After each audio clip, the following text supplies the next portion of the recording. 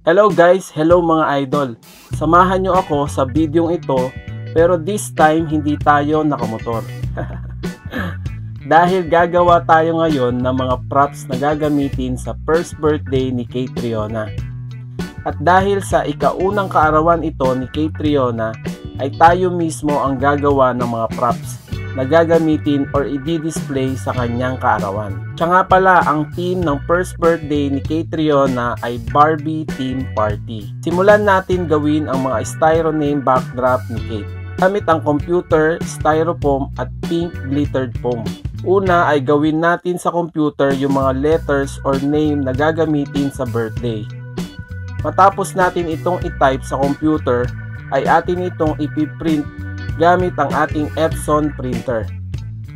Matapos natin itong i-print sa isang A4 white paper, ay atin naman itong gugupitin. At matapos natin itong gupitin, ay ilalapat natin ito sa ating styrofoam. Idinikit ko ito ng scotch tape para hindi gagalaw-galaw ang ating pattern. Tapos ay aking ginuhitan ang mga gilid ng letter pad dahil ito ang ating susundan sa pagputol ng styrofoam letter. Gagamit tayo ng cutter sa pagputol ng styrofoam. Matapos nating maputol ang mga styrofoam letter, ay gagamit naman tayo ng liha para pakinisin ang mga gilid ng styrofoam letter na ating ginawa. Tapos ito ay gugupit naman tayo ng pink glittered foam na ating ipapatong sa ibabaw ng styrofoam letter. Siya nga pala, yung glittered foam na gamit natin ay meron ng adhesive sa ilalim. Kaya ididikit na lang natin ito sa ibabaw ng styrofoam letter na ating ginawa. Ayan na yung natapos nating glittered styrofoam birthday letter.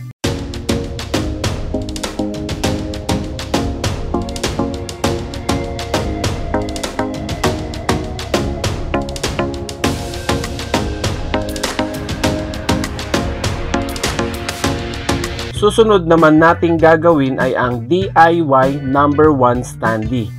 Ang taas nito ay 110 cm or 3 feet and 7 inches. Gumamit ako dito ng mga used carton, white A4 paper at color pink Japanese paper.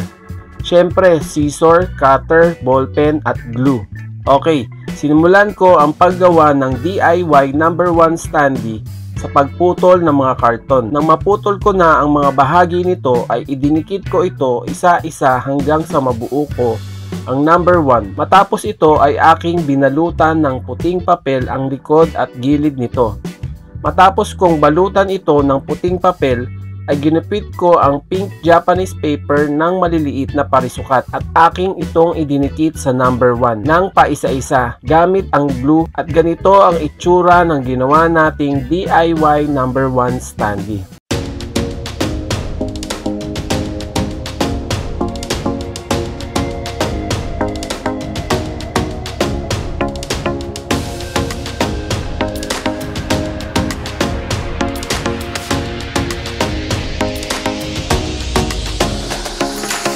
Next naman nating gagawin ay ang DIY Barbie box.